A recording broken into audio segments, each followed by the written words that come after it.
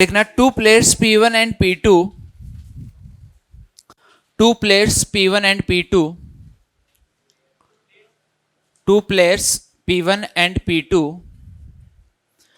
play a game against each other. Two players P1 and P2 play a game against each other. आगे लिखना in every round of the game, in every round of the game, each player, in every round of the game, each player rolls a fair dice. Each player rolls a fair dice once. Rolls a fair dice once. आगे लिखना let x and y, small x and small y, let x and y denote the readings, let x and y denote the readings on the dice, denote the readings on the dice, on the dice rolled by P1 and P2 respectively. Rolled by P1 and P2 respectively. आगे लिखना if x is greater than y, if x greater than y, then P1 scores 5 points. If x greater than y, then P1 scores 5 points and P2 scores 0 point. P2 scores 0 point. आगे लिखना if x equal to y, if x equal to y, then each player, if x equal to y, then each player scores 2 points. Scores 2 points. आगे लिखना if x less than y, if x less than y, then P1 scores 0 point, then P1 scores 0 point and P2 scores 5 points. P1 scores 0 point and P2 scores 5 points. आगे लिखना let xi, capital x है इस बार, let xi and yi, let xi and yi be the total scores, be the total scores of P1 and P2 respectively. Let xi and yi be the total scores of P1 and P2 respectively after playing the ith round. After playing the ith round, then first यहां पे लिखना matching type का question है probability of x2 greater than equals to y2, x2 greater than equals to y2. Second है probability of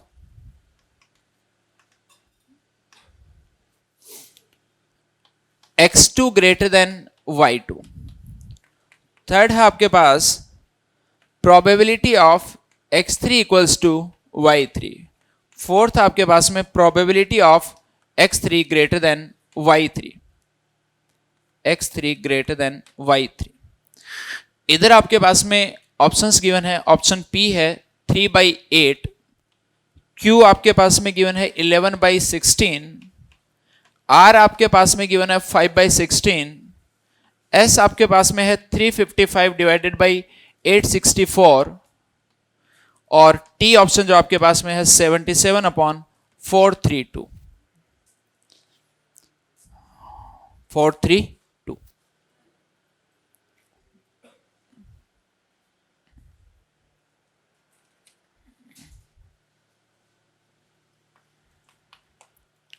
लिख दिया.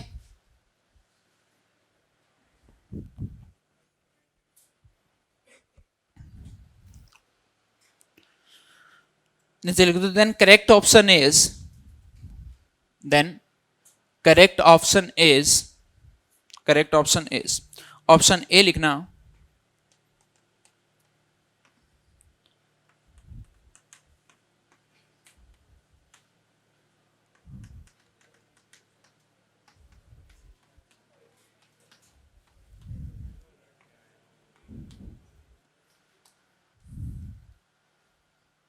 क्या हुआ? सेकंड ऑप्शन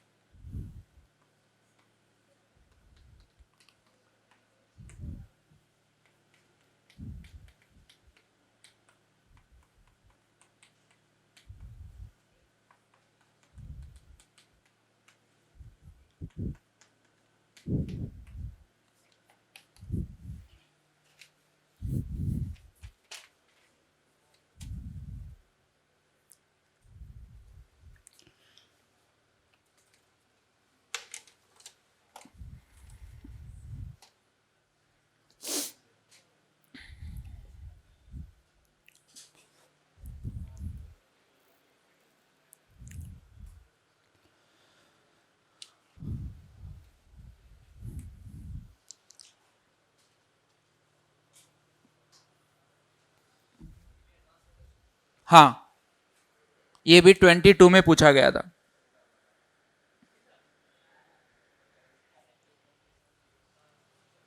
तुमने से काफी लोगों ने दिया था ना? कितनों ने दिया था एडवांस का पेपर? दिखा था ऐसा क्वेश्चन? था ही नहीं, स्किप कर दिया था ना देख के।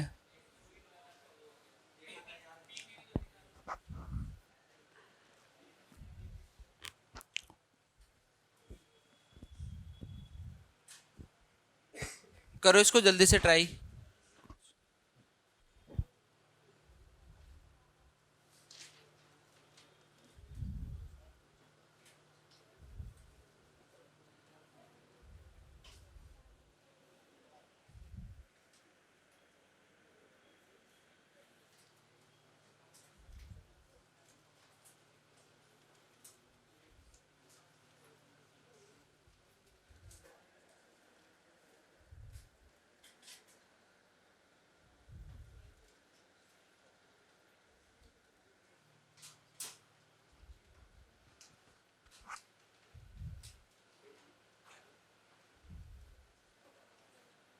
क्वेश्चन को रीड करो, सिर्फ सिर्फ क्वेश्चन को रीड करो, है ना? पेन वगैरह चलाने की जरूरत नहीं, क्वेश्चन को रीड करो और समझो कि क्या बोला गया।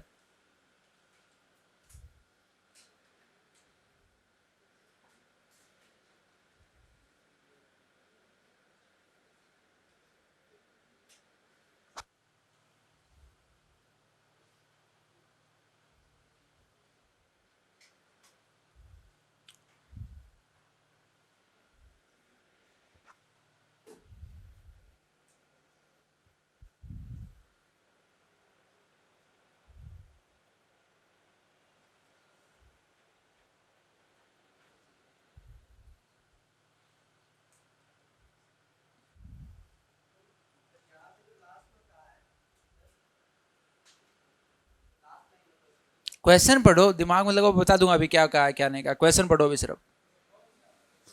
अरे क्वेश्चन पढ़ो, क्वेश्चन पढ़ लिया सारा। इसको पढ़ना नहीं कहते, मतलब पढ़ने का मतलब कि उसको समझने की भी कोशिश करनी है कि क्या बोलना क्या चाह रहे हैं। क्या कंफर्म कर रहे हैं आप बताओ?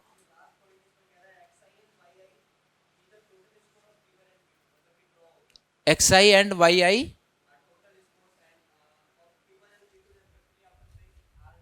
हाँ, तो इसका ड्रॉ कैसे हुआ? ठीक है, पढ़ लिया सबने? अब देखो वापस से सुनो। कॉपी में देखो अपने अपने में ना। सबसे पहले इसमें बोला गया कि P1 और P2 दो प्लेयर हैं, है ना, आपस में खेल रहे हैं। गेम क्या है कि दोनों एक डाइस जो उसको रोल कर रहे हैं और डाइस में ऐसा बोला गया कि पहला प्लेयर जो है उसमें डाइस रोल की कुछ भी आया वो रीडिंग हमने मेजर की, प्लेयर P2 जो है उसने रोल किया उस पर जो भी आया हमने नोटिस की, तो P2 वाली जो रीडिंग होगी उसको Y बोला गया है, P1 की जो रीडिंग है उसको X बोला गया है। अब इसने बोला है कि जो भी जिसका भी पॉइंट बड़ा आएगा, किसी का भी आए, जैसे एक ने रोल किया उस पर 2 आ गया, दूसरे ने रोल किया उस पर 6 आया, तो जिसका भी नंबर बड़ा होगा उसको 5 पॉइंट मिलेंगे और जिसका नंबर छोटा होगा उसको 0 पॉइंट मिलेगा। अगर मान लो कि दोनों की रीडिंग इक्वल है तो ऐसे केस में दोनों को 2-2 पॉइंट मिलेंगे। उसके बाद में अब क्या बोला गया कि कुछ मैचेस के राउंड हुए और ith राउंड के बाद में टोटल स्कोर जो वो काउंट किया कि P1 का कितना स्कोर हुआ तो उसको कैपिटल XI बोला गया है, और प्लेयर P2 का स्कोर जो वो काउंट किया गया, टोटल किया गया, तो उसको जो वो YI बोला गया है। अब यहां पे जैसे जो फर्स्ट पार्ट में इसमें पूछा गया है, इसका मतलब बेसिकली ऐसा है कि 2 राउंड के बाद में आपको वो प्रोबेबिलिटी फाइंड करनी है जब P1 प्लेयर जो है उसका स्कोर प्लेयर P2 से ज्यादा है या फिर उसके इक्वल है। सिमिलर वे में इनका ये सब मतलब है। यहां तक किसी को कोई डाउट?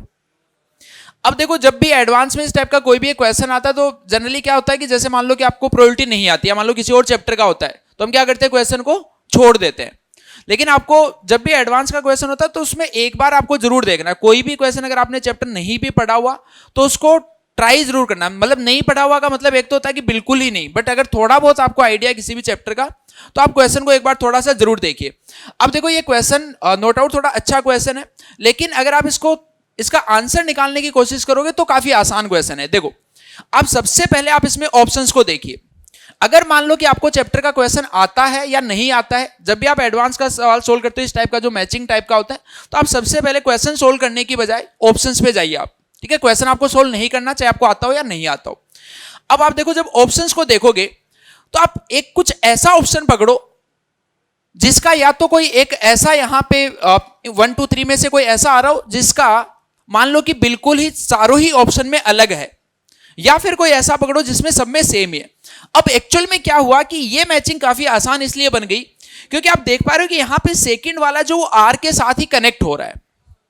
अब देखो, 2 केसेस है। इसके बाद आपने ऑप्शंस देखे, इसके बाद में एक हो सकता है कि आपको वो कॉन्सेप्ट पे जिस पे क्वेश्चन पूछा गया वो आता है, एक हो सकता है कि वो नहीं आता। अगर मान लो आपको आता है तो ऐसे केस में आपको एक कोई ऐसी एंट्री पकड़नी है जिसमें चारों ऑप्शन में अलग अलग हो।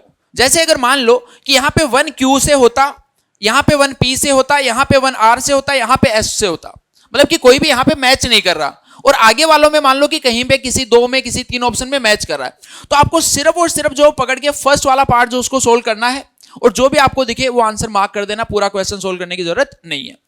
इन केस अगर मान लो आपको नहीं आता वो कॉन्सेप्ट, तो आपको देखना है कि ऐसा कौन सा ऑप्शन है जिसके अंदर एक पोर्शन जो वो ज्यादातर से मैच कर रहा है। तो यहां पे तो आप देख पा रहे हो कि सेकंड वाला जो तीनों चारों में ही आपके पास में आर से मैच कर रहा है, कॉमन हो गया ये वाला पार्ट। इसका मतलब ये फिक्स हो चुका है कि सेकंड वाला जो है वो मैच आर से ही होगा। इतनी चीज क्लियर? अब देखो, वापस से सोचो क्वेश्चन में थोड़ा सा। सिंपली क्या बोला था इसने, 2 प्लेयर है वो डाइस रोल कर रहे हैं, और ऑब्वियस सी बात है कि कोई भी रोल करे तो दोनों के जीतने की प्रोबेबिलिटी तो सेम ही होगी, हमेशा होगी कि नहीं होगी? दोनों के जीतने की प्रोबेबिलिटी हर एक राउंड के बाद में सेम होगी। इस बात को मानते हो कि नहीं मानते हो? चाहे प्लेयर P1 हो या प्लेयर P2 हो, क्योंकि दोनों डाइस दोनों की सेम है, दोनों में नंबर जो वो बड़ा या छोटा आने पे दोनों को सेम ही पॉइंट्स जो वो मिल रहे हैं, तो इसका मतलब जीतने की प्रोबेबिलिटी जो वो सेम है। तो हम ऐसा मान लेते हैं, आपको इसका आंसर पता चल चुका है, और इसका मतलब क्या लिखा हुआ है कि 2 राउंड के बाद में प्लेयर X2 जो है उसके जीतने की प्रोबेबिलिटी जो है वो 5/16 है। तो आप ये बता सकते हो क्या कि 2 राउंड के बाद में प्लेयर P1 के हारने की प्रोबेबिलिटी कितनी होगी? अरे नहीं, अगर जीतने की प्रोबेबिलिटी 5/16 है तो हारने की भी तो यही होगी ना। अभी इससे पहले मैंने आपको यही तो बोला कि दोनों प्लेयर के जीतने की प्रोबेबिलिटी सेम है। इसका मतलब हम ये बोल रहे हैं कि 2 राउंड के बाद में X2 के जीतने की प्रोबेबिलिटी अगर 5/16 है तो Y2 के भी जीतने की प्रोबेबिलिटी जो 5/16 ही होगी। अब 1 राउंड के बाद में या 2 राउंड के बाद या n राउंड के बाद में क्या क्या पॉसिबिलिटी, या तो प्लेयर P1 जीत जाए, या प्लेयर P2 जीत जाए, या फिर ड्रॉ भी तो हो सकता है ना। तो एक राउंड के बाद में या कितने भी राउंड के बाद में 3 आउटकम आपके पास आ रहे हैं। जैसे प्लेयर P1 की बात करें तो वो किसी भी राउंड के बाद में जीत सकता है, हार सकता है या मैच ड्रॉ हो सकता है। तो अगर जीतना, हारना, ड्रॉ होना, इनकी प्रोबेबिलिटी को मिला दिया जाए तो वो कितनी आनी चाहिए? 1 आनी चाहिए। और साथ में हमने क्या बोल दिया कि जीतने की और हारने की प्रोबेबिलिटी जो वो क्या है? सेम है। अगर इसके जीतने की प्रोबेबिलिटी 5/16 है तो इसके हारने की प्रोबेबिलिटी कितनी होगी? 5/16। और इसके ड्रॉ होने की प्रोबेबिलिटी हम x मान लेते हैं एक बार के लिए कुछ। इन तीनों का सम कितना आना चाहिए? 1 आना चाहिए। तो यहां से x की जो वैल्यू है वो आपके पास में देखो कितनी आ गई? 1 माइनस का 10/16 एंड 1 माइनस 10/6/16 दैट इज 3/8। यानी कि 2 राउंड के बाद में मैच के ड्रॉ होने की प्रोबेबिलिटी जो वो कितनी है? 3/8। अब चलिए इस वाले पे आ जाइए वापस। इसमें देखो आपको क्या पूछा गया है कि 2 राउंड के बाद में प्लेयर P1 जो है वो या तो जीत जाए या फिर मैच जो वो ड्रॉ हो जाए। तो अगर जीत जाए तो उसकी प्रोबेबिलिटी कितनी? अगर ड्रॉ हो जाए तो उसकी प्रोबेबिलिटी कितनी? अगर इनका सम करें तो ये आपके पास में कितना आ रहा है? 5 + 6 11 बाई, यानी ये वाला जो है वो 11/16 से मैच होगा। 11/16 से मैच होगा तो ऑप्शन सी और ऑप्शन डी खत्म, क्योंकि ऑप्शन फर्स्ट वाला जो है वो सिर्फ क्यू से मैच हो रहा था। तो या तो ये आंसर होगा या ये आंसर होगा। अब आगे चलते हैं। इन दोनों ऑप्शन पे अगर नजर डालोगे तो इन दोनों में थर्ड वाला जो वो टी से ही मैच हो रहा है। इसका मतलब थर्ड जो वो हमेशा टी से मैच होगा, तो थर्ड को मैंने टी से मैच करा दिया। अब थर्ड का मतलब समझते हैं। थर्ड का मतलब क्या है कि 3 राउंड के बाद में मैच जो वो ड्रॉ हो गया है, तो मैच के ड्रॉ होने की प्रोबेबिलिटी है 7/432। अब अगर मैं आपसे ऐसा बोलूं कि इसके जीतने की प्रोबेबिलिटी, मान लो एक बार के लिए मैं x बोल देता हूं कि प्लेयर P1 के 3 राउंड के बाद में जीतने की प्रोबेबिलिटी x है, तो हारने की प्रोबेबिलिटी भी कितनी होगी? और ये सम कितना आना चाहिए? तो यहां से ये आपके पास में देखो 2x जो वो आ गया 1 - 77 डिवाइडेड बाई 432, और ये आपके पास में बनेगा 5 और ये 5 और ये 355 डिवाइडेड बाई 2। आई थिंक ऐसा कुछ आ रहा है। ये 2x इज इक्वल्स टू आ गया 864। x का आ गया। x का मतलब क्या है? 3 राउंड के बाद में x3 के जीतने की प्रोबेबिलिटी। यहां पे देखो जरा, इसमें क्या पूछा है? यही पूछा है 3 राउंड के बाद में x3 के जीतने की प्रोबेबिलिटी। तो वो आपके पास में ऐसा आ रहा है, तो ये किससे मैच हो गया? ऐसे। तो ऑप्शन 1 जो इसका करेक्ट हो गया। तो देखो हमने इसमें कुछ भी किया नहीं। अगर आपको नहीं भी आता था तो भी अगर आप ऑप्शंस को सिर्फ ऑब्जर्व करते हो तो क्वेश्चन को सोल्व कर सकते हो। तो ये एडवांस के क्वेश्चन में खास बात होती है कि आपको एक बार हमेशा देखना होता है। और जनरली इस टाइप की जो चीज है वो या तो आपके पास में जो पैराग्राफ टाइप के क्वेश्चन होते हैं वहां पे भी मोस्टली सेट होती है, मैचिंग टाइप में तो होती ही होती है। इसके अलावा जो 1 और मोर देन करेक्ट होते हैं उनको भी आप हमेशा क्वेश्चन को पढ़िए। उसमें 1 या 2 ऑप्शन जो वो हमेशा ऐसे होते हैं जिनको आप आसानी से सोल्व जो वो कर सकते हो। ठीक है, तो एडवांस के क्वेश्चंस को ऐसे अप्रोच करना है।